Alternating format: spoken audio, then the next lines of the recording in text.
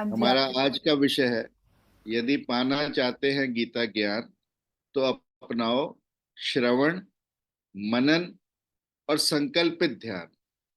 तीन चीजें महत्वपूर्ण हैं। महाराज जी ने चर्चा की, कंचिद एतद श्रुतम पार्थ, पार्थ क्या तूने उसे सुना। फिर दूसरा प्रश्न, त्वया एकाग्रेण चेतसा, क्या तूने एकाग्रता से सुना। और कंचित अज्ञान सम्मोह प्रनष्टते धनंजय, क्या तेरा सुनने के बाद अज्ञान और मोह नष्ट हुए क्या। तो इस श्लोक में सबसे महत्वपूर्ण है सम्यक श्रवण। You know, one is hearing, second is listening.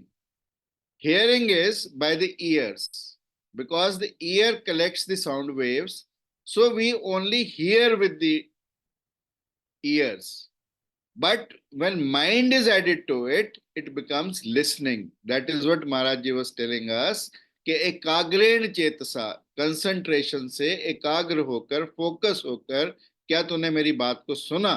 Focus होने का मतलब यही है कि जब हम अपने कानों के साथ जो पीछे सुनने वाला है उसको भी अटैच कर देते हैं तो वो सम्यक श्रवण हो जाता है। अक्सर लोग केवल और केवल हियर करते हैं, they don't listen, and that is very very important to differentiate. ऐसा कहा जाता है कि after the first world war America ने राशनिंग शुरू की, और एडिसन भी को भी राशन का कार्ड बनवाने जाना था, इसलिए लाइन में लगना पड़ा। लाइन थी लंबी, एडिसन लाइन में लगा। जब उसका नंबर आया तो उन्होंने पुकारा थॉमस अल्वा एडिसन। वो एडिसन इधर उधर देख रहा कि किसको बुला रहे हैं, वो इधर देख रहा है, भाई यहाँ कोई है, यहाँ कोई है। क्योंकि सारे लोग उसे प्रोफेसर साहब कहने लग गए थे, प्रोफेसर था वो, और सब लोग प्रोफेसर के नाम से बुलाते थे। इसलिए वो एक मिनट के लिए भूल ही गया कि वो एडिसन है। हम अक्सर जो विचारक लोग हैं वो भुलक्कड़ हो जाते हैं, क्योंकि इतने सारे विचार हैं, भूल जाते हैं और खो जाते हैं उन विचारों में, और छोटी छोटी भूल होती रहती हैं। और एडिसन के बारे में तो ये कहते हैं कि वो जितनी इन्वेंशंस थी कागजों पे लिखता रहता था, और फिर कागज गुम हो जाते, फिर कागज ढूंढने में उससे डबल समय लगता। तो मित्रों ने कहा कि तू ऐसे कर, डायरी पे लिखा कर। उसने कहा आइडिया अच्छा है, डायरी पे लिखूंगा। और फिर उसके बाद उसकी डायरी गुम हो गई। ये तो उसकी पत्नी कोई समझदार थी, जो उसके सारे कागज इकट्ठे करके और उसके बिल्कुल एन ऑर्डर में करती थी, परंतु फिर भी इतने कागज थे उसके, उतने आविष्कारों के, कि वो सब खो जाता है उसमें। तो अक्सर हमारे साथ भी ये होता है कि हम होते कहीं हैं, मन हमारा कहीं होता है। Physically we are somewhere else and mentally we are somewhere else. Guru Nanak देव के साथ ये हुआ कि जब एक मौलवी ने कहा कि आप कहते हो एक नूर ते सब जग उपजा, कौन भले कौन मंदे। आप कहते हो कि सब कुछ एक है, तो क्या हमारी मस्जिद में आकर नमाज पढ़ोगे। नानक ने कहा बिल्कुल पढ़ूंगा, बट मेरी भी एक कंडीशन है कि अगर तू भी उस समय नमाज पढ़ेगा तो मैं भी पढ़ूंगा। अब नानक तय समय पर नमाज के लिए जाते हैं, और जैसे ही पहला स्टेप नमाज का होता है उसके बाद नानक नमाज पढ़नी छोड़ देते हैं। नमाज मौलवी की पूरी हुई। उसने कहा नानक, तुमने कहा था कि मैं नमाज पढ़ूंगा, पर तुमने तो पढ़ी नहीं। उसने कहा मैंने कहा था कि यदि तू पढ़ेगा तो मैं पढ़ूंगा। और जब नमाज शुरू हुई उस समय तो लाहौर की मंडी में घोड़े बेच रहा था, तेरा मन तो वहां था लाहौर की मंडी में, तू घोड़े बेच रहा था। इसलिए मैंने नमाज नहीं पढ़ी, क्योंकि तूने नहीं पढ़ी, तूने सिर्फ दिखावा किया। तो उल्टा सीधा तो होता रहा, एक्शंस तो नमाज के करता रहा, परंतु तेरा मन कहीं और था। This is what is the difference between hearing and listening. और इसीलिए महात्मा बुद्ध ने इसे सम्यक श्रवण कहा। और इसीलिए भगवान पूछ रहे हैं कि क्या तूने एकाग्रचित्त होकर मेरी बात को सुना। और यदि एकाग्रचित्त होकर सुना तो निश्चित तौर पर वही संबोधि घटित हो जाती है। जो श्वेत केतु की कथा आती है, श्वेत केतु का पिता उससे कहता है कि क्या तूने वो सब जाना जिसे जानकर सब कुछ जाना जा सकता है? तो श्वेत केतु ने वो क्या है? उसने कहा तू ऐसे कर, एक फल लेके आ बाहर से। श्वेत केतु बाहर से एक फल लेके आता है, पिता कहता है इसे छील। क्या इसका जो बीज है उसमें तू वृक्ष को देख सकता है? क्या इस बीज से वृक्ष बनेगा? तो वो कहता है हर बीज से वृक्ष बनता है अगर उसकी सिंचाई निलाई गुड़ाई ठीक की जाए। तो उसने कहा ठीक है, तो इस बीज को तोड़, क्या इसमें वृक्ष है? श्वेत केतु बीज को तोड़ता है और उसमें कुछ नहीं, शून्य निकलता है। और जैसे ही वेदों का ये वाक्य है कि श्वेत केतु ने कहा कि यहां तो केवल शून्य है, तो तब कहा गया तत्वमसि श्वेत केतु, कि तू भी वही शून्य है। यानी शून्य से ही घटित हो गया, शून्य से ही समाधि लग गई, शून्य से ही संबोधि लग गई। ये श्रवण यदि ढंग से हो जाए तो व्यक्ति वहीं का वहीं सिद्ध हो सकता है। परंतु आयरनी ये है कि श्रवण से केवल और केवल 1% लोग सिद्ध हो पाए हैं। क्यों? क्योंकि वो श्रवण के समय वहां मौजूद नहीं है। जैसा महाराज जी ने कहा कि वो के कीर्तन में सुनते तो सब कुछ है पर भूल जाते हैं। क्यों भूल जाते हैं? बिकॉज एकाग्रचित होकर नहीं सुना। और इसलिए एकाग्रचित होकर सुनना इंपॉर्टेंट है। और फिर दूसरी जो स्टेप है दैट इज चिंतन और मनन। जब हमने सुना तो हम उस पर चिंतन करें, उस पर मनन करें, अपने मन को साथ में ले आए। और यदि हमारा मनन हो जाए तो ऐसा कहा जाता है कि 2% लोग मनन से सिद्ध हो जाते हैं। और बाकी 97% जिसकी हमने बात की, संकल्पित ध्यान, जिसमें हमारा शरीर भी साथ में आ जाए, तो it is like an orchestra playing together. शरीर, मन और आत्मा जब तीनों मिलकर एक ऑर्केस्ट्रा की तरह हारमोनी निकालते हैं, सिम्फनी निकालते हैं, तो हम उस महासुर के साथ जुड़ जाते हैं, जिस महासुर को कि हम अपने जीवन में जो हमारा लक्ष्य है, जिसको हम पाना चाहते हैं। इसलिए चिंतन और मनन अत्यंत महत्वपूर्ण है। और ये दूसरी स्टेज है आफ्टर द श्रवण। जब हम सुन लेते हैं जो कुछ हमने सुना, फिर हम उस पर चिंतन करें, हम उस पर मनन करें कि जो हमने सुना है उसमें सारा तो अच्छा नहीं हो सकता, क्या अपनाने लायक है, क्या अपनाने लायक नहीं है, उसकी चिंता फिर हम करें। और जब हम ऐसा करते हैं तो हम फिल्टर आउट करते हैं जो हमारे क्लाउड्स, जो हमारे मन के ऊपर परतें जमी है, मोह की, राग की, द्वेष की, ईर्ष्या की, हम उनको हटाने में कितना सफल होते हैं, ये बड़ा महत्वपूर्ण है।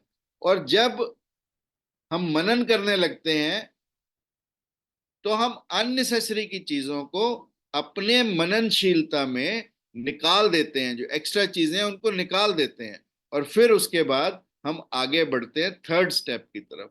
परंतु मनन कितना इंपॉर्टेंट है, वो उतना ही इंपॉर्टेंट है जैसे बिना कहे भी हम बहुत कुछ कह सकते हैं। नानक गए एक शहर में जिसमें बहुत सारे सूफी रहते थे। तो जो सूफियों का सबसे बड़ा संत था, उसने सुबह सुबह नानक को एक दूध का लबालब भरा कटोरा भेजा। नानक समझ गए कि ये क्या कहना चाहता है। नानक ने उस पर एक छोटा सा फूल रखा और उसको कटोरा देकर वापस भेज दिया। मर्दाना ने बाबा नानक से पूछा कि आप, ये क्या था सब मुझे समझाने का कष्ट करे। तो उसने कहा कि देख, उन्होंने ये भेजा कटोरा दूध से भरकर, उसका मतलब ये था कि यहाँ पर साधु बहुत हैं, तेरी कोई जगह नहीं है, पूरा भरा हुआ है कटोरा यहाँ पर, इस शहर में अनेकों संत हैं, तेरी कोई आवश्यकता नहीं है। तो मैंने एक छोटा सा फूल रखकर भेज दिया, ये कहकर कि मैं निर्भर हूं, मैं निरहंकार हूं, मैं तो ऐसे ही तिर जाऊंगा, मैं तुम्हारे बीच में ही समा जाऊंगा। और जब सूफियों के संत के पास ये संदेश पहुंचा, वो भी सिद्ध था, वो समझ गया, और फिर दोनों गले मिलते हैं। यानी मनन से जब हम किसी चीज पर विचार करते हैं, उस पर विचारशीलता से चिंतन करते हैं, तो भी कुंजियां खुलती हैं। ये सारे गीता के जो श्लोक हैं, ये चाबियां हैं, they are keys in fact to the larger world. बहुत बड़े बड़े आगे जो हमें हमें हमारे मार्ग खुलते हैं, हमारे द्वार खुलते हैं। और ये श्लोक और ये जितने भी शब्द हैं, ये छोटी छोटी कीज हैं to open up the larger doors. So इसलिए पहले श्रवण, फिर मनन चिंतन, और फिर ध्यान साधना, संकल्पित ध्यान, जिसे निध्यासन भी कहा गया। और ये वेदांत के भी एक सीक्वेंस है कि पहले श्रवण होगा, फिर चिंतन होगा, और फिर उसके बाद उसको साधना होगा। और साधना करते हुए हमने अपने, या मनन करते हुए अपने चित्त को संकुचित नहीं रखना, अपनी मैं को मिटाने का प्रयास। ऐसा कहा जाता है कि एक गांव में एक बुढ़िया थी जिसके पास मुर्गा था। मुर्गा बांग देता था, दिन चढ़ता था। अब उस बुढ़िया को ये लगने लगा कि मेरा मुर्गा बांग देता है इसलिए दिन निकलता है। एक दिन गांव के कुछ लोगों ने उसे चढ़ा दिया और उसने कहा कि देख, मुझे चढ़ा तो रहे हो, अगर मैं ये गांव छोड़कर चली गई तो तुम्हारे यहाँ दिन नहीं निकलने का, मैं अपना मुर्गा साथ ले जाऊंगी। और वो दूसरे गांव चली गई। अब दूसरे गांव गई, मुर्गे ने बांग दी, दिन निकल आया, और कहने लगी कि देखो अब वो गांव वाले सड़ रहे होंगे अंधेरे में, किया था ना मेरा अपमान, अब सड़ रहे होंगे अंधेरे में। अब इसे ये कौन समझाए, उसके संकुचित दायरे को कौन तोड़े, उसके नकारात्मक दायरे को कौन तोड़े, कि दिन निकलता है, सूरज निकलता है, सूरज चढ़ता है तो मुर्गा बांग देता है, मुर्गे के बांग देने से सूरज नहीं चढ़ता। ये बात हमें समझनी होगी। तो संकुचित मन से कभी भी मनन नहीं हो सकता। अपने आप को उसमें से निकाल कर, अपनी मैं को मारकर, अपने स्वयं को हटाकर जब हम मनन करेंगे तो निश्चित रूप से मनन से भी संबोधि घटित हो सकती है। उसके लिए फिर हमें साधना निध्यासन की भी आवश्यकता नहीं पड़ती। परंतु जो श्रवण और मनन दोनों नहीं कर पाते, फिर तीसरी चीज के पहले सुनो, फिर गुणो, और फिर साधो। यानी तीन चीजें, तीन स्टेप। पहले सुनो, फिर गुणो, फिर उसको बार बार गुणो, उस पर चिंतन करो, मनन करो, और फिर उसके बाद उसको साधो। ये स्टेप्स इंपॉर्टेंट हैं जो इस श्लोक से हमें पता लगते हैं। और ये एक सीक्वेंस है, क्योंकि भगवान जैसे कहा महाराज जी ने कि ये भगवान वाच का आखिरी श्लोक है। और निश्चित रूप से अगर अर्जुन तुरंत अगला उत्तर नहीं देता तो शायद भगवान को गीता पुनः कहनी पड़ती। परंतु अर्जुन तुरंत कहता है, नष्टो मोह स्मृति लब्धा, तव प्रसाद म्याच्युत गत संदेहा स्थितो अस्मि कृष्ये वचनम तव। यानी अब मेरा मोह नष्ट हो गया।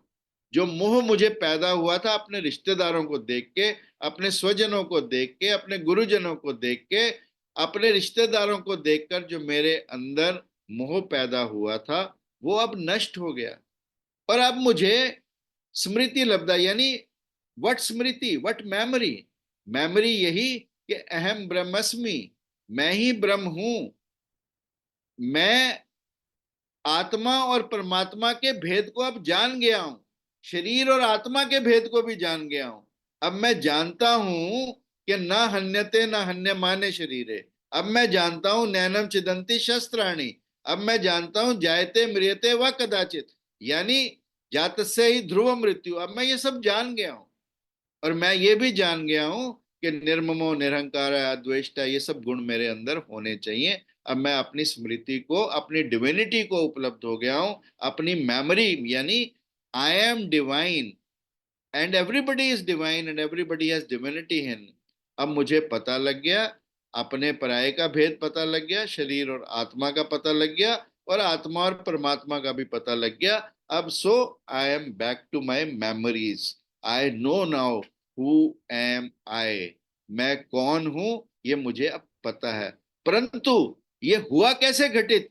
तब प्रसाद में आज, यानी आपके प्रसाद से, your grace, that is very very important. हम अपना कुछ भी कर लें, जब तक उसकी कृपा नहीं होगी। इसलिए महाराज जी ने रखा श्री कृष्ण कृपा, हर चीज कृपा।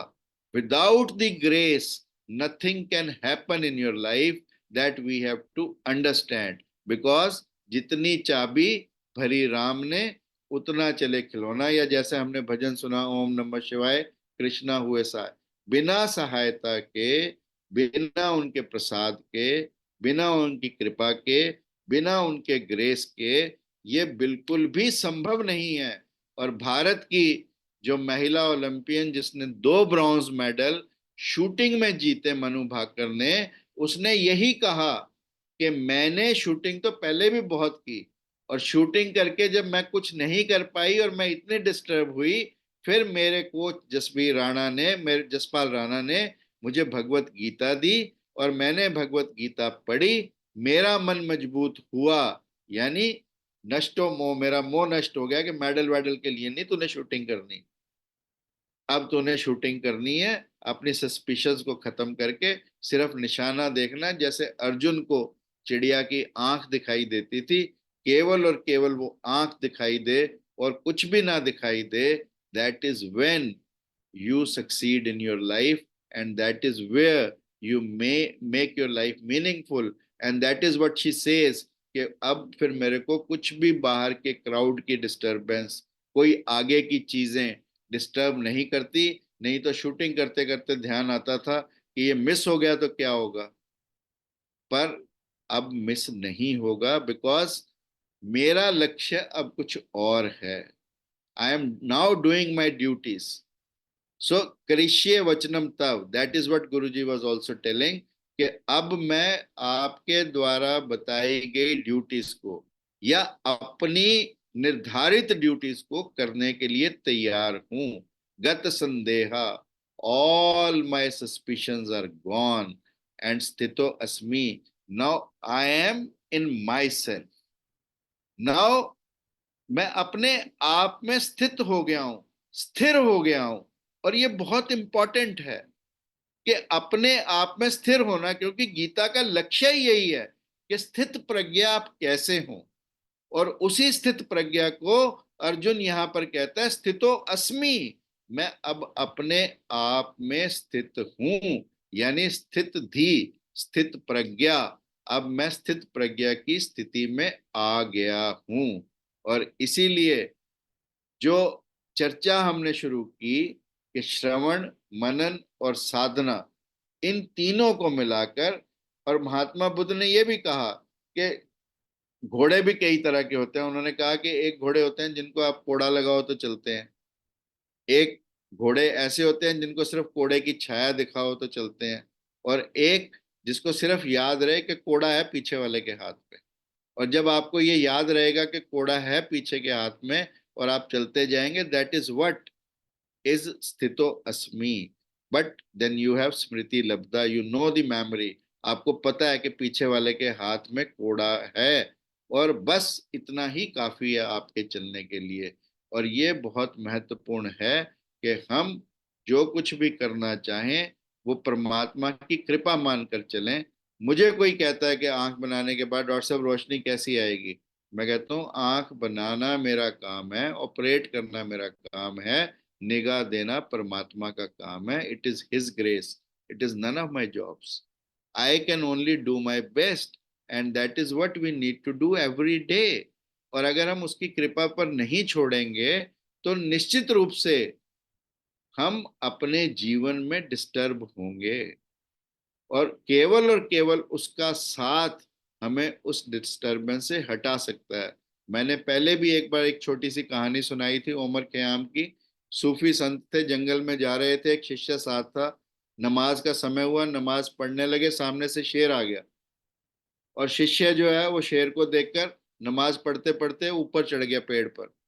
शेर आया, उमर खयाम के सामने बैठा और वापस चला गया। उसके बाद उमर खयाम ने नमाज पूरी की, शिष्य भी नीचे उतर आया, दोनों चल दिए। काफी दूर चलने के बाद उमर खयाम ने जोर से थप्पड़ मारा अपनी गाल पे। तो शिष्य ने पूछा गुरुजी क्या हुआ, उसने कहा कुछ नहीं एक मच्छर था। अब शिष्य ने कहा यार ये आदमी कैसा है, शेर आया तो कुछ नहीं, आराम से बैठा नमाज पढ़ रहा है, और जब मच्छर आया तो इतना विचलित हुआ कि इतनी जोर से थप्पड़ मारा। उसने कहा गुरुजी भेद तो बताओ। उसने कहा भेद बड़ा साफ है, जब मैं नमाज पढ़ रहा था, प्रभु की भक्ति कर रहा था, उस समय शेर आया। उस समय मैं परमात्मा के साथ, और जब मच्छर आया उस समय मैं तेरे साथ। तो ये फर्क है। So his grace is always important, so we need to owe it to the god, we need to yield to the god, and yielding to the god is the most important thing in life. और यही चार शब्द सुनने के लिए आप देखो पूरी गीता का उपदेश दे दिया गया कि आपका मोह नष्ट होना चाहिए, आपकी स्मृति आपको स्मृति अपनी प्राप्त होनी चाहिए।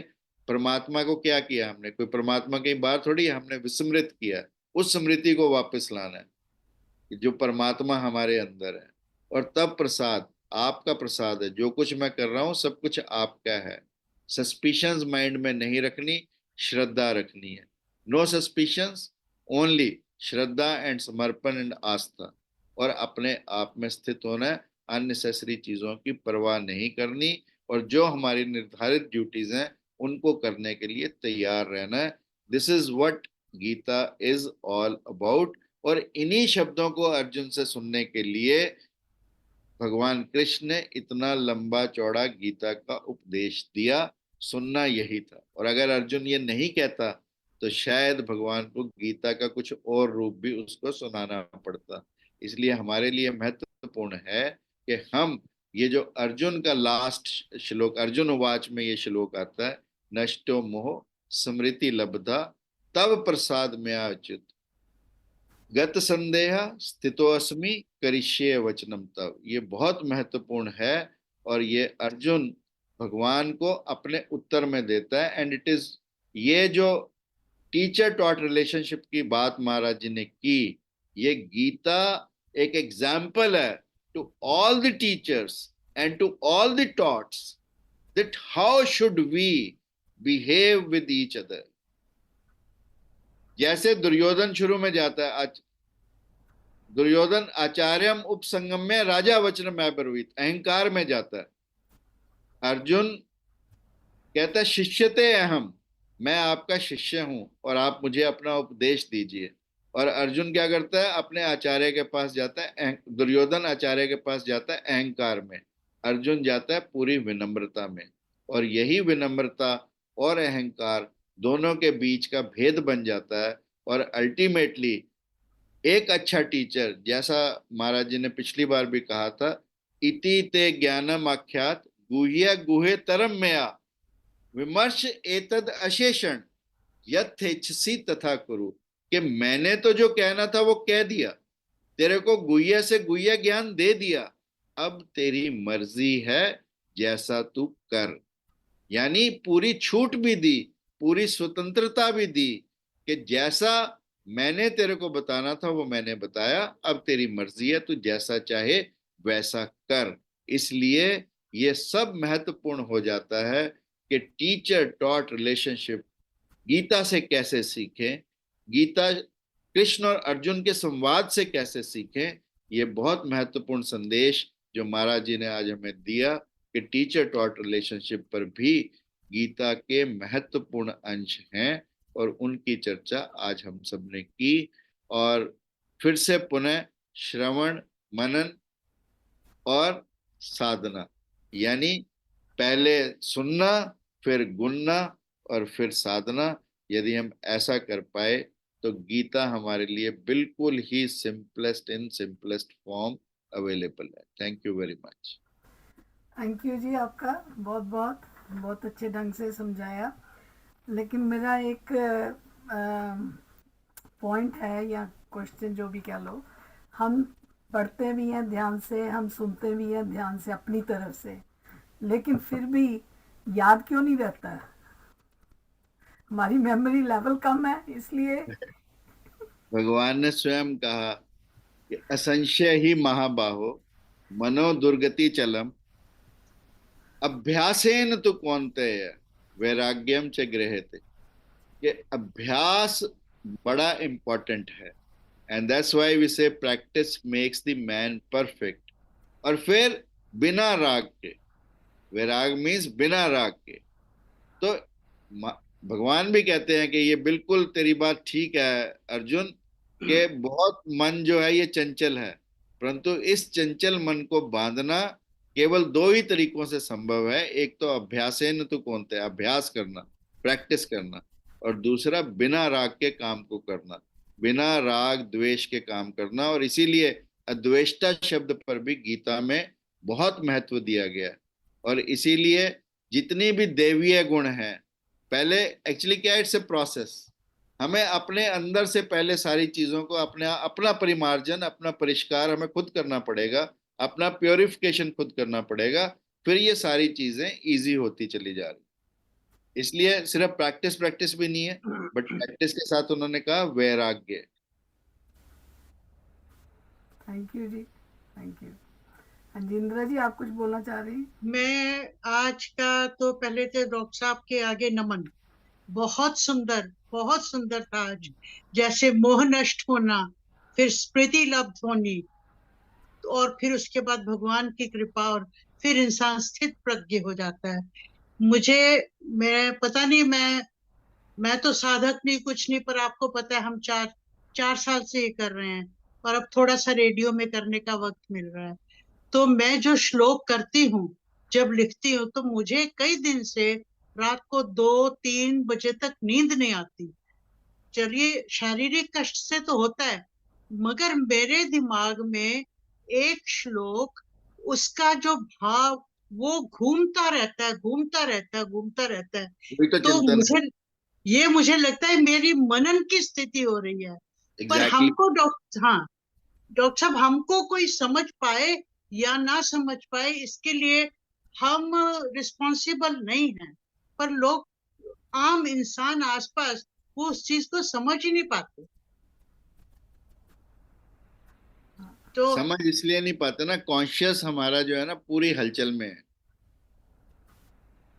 कॉन्शियस, सब कॉन्शियस हमारा स्थिर है, आना सब कॉन्शियस से है। आप जो चिंतन करते हैं, आप देखेंगे जब आप स्थिर हो जाएंगे ना, बिल्कुल सोचते सोचते सोचते जब छोड़ देंगे, तो तब अचानक से आपको अच्छा ख्याल आ जाएगा, उसी आता समय है। आइडिया आ जाएगा, है ना, because it comes from the subconscious. Subconscious pops, ऐसे पॉपकॉर्न जैसे उछलते हैं ना मशीन से, ऐसे आइडियाज को उछाल उछाल के ऊपर फेंकता है। बट कॉन्शियस का स्टिल करना, इसके लिए सारे एफर्ट्स हैं। कॉन्शियस हमारा कभी भी, and conscious is only 1/10, 9/10 is the subconscious.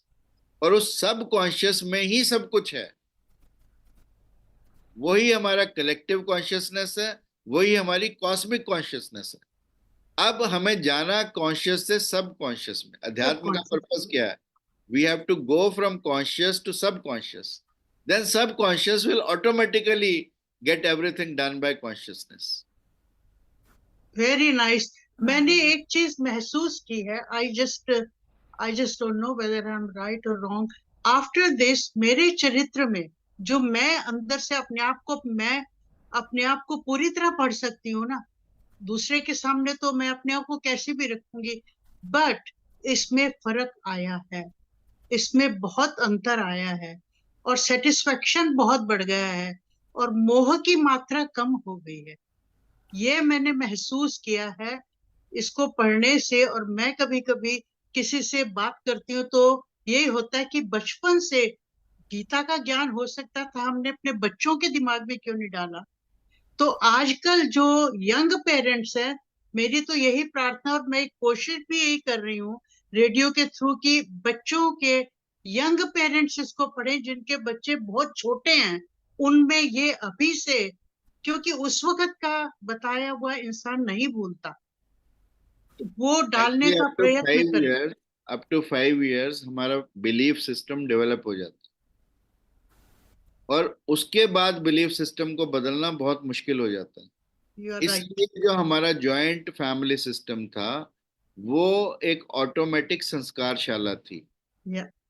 वो एक ऐसी पाठशाला थी जिसमें बच्चा अपने आप से सीख जाता था, किसी को सिखाना नहीं पड़ता था। और वही उसका बिलीफ और फेथ सिस्टम आगे जाकर पूरी लाइफ में, वैसे वही बच्चे टॉलरेंट ज्यादा हैं, वही बच्चे पेशेंट ज्यादा हैं, वही बच्चे शेयरिंग में बिलीव करते हैं, वही बच्चे एक दूसरे की हेल्प में बिलीव करते हैं, because they have seen it in their family कि ऐसा करना होता है। अगर यू कोई आर ज्वाइंट फैमिली में भाई का बेटा किसी से कुछ छीनने लगता है तो माँ कहती है, दूसरे की भी माँ कहती है कि नहीं नहीं तेरा भाई है, दे दे। Yeah. उसकी समझ में आता है कि तेरा भाई है, तेरे को देना है। सो Yes. ये जो हमारे संस्कार पहले ज्वाइंट फैमिली सिस्टम में 5 वर्ष तक डेवलप होते थे, इसीलिए जो ईस्ट के बच्चे थे वो इन सब चीजों में आगे थे। Hmm. अभी न्यूक्लियर फैमिली सिस्टम से ये चीजें अवेलेबल नहीं हो पा रही हैं। अब Hmm. एक तो दादी और नानी पाले बच्चे को, और एक पाले आया। बहुत फर्क है।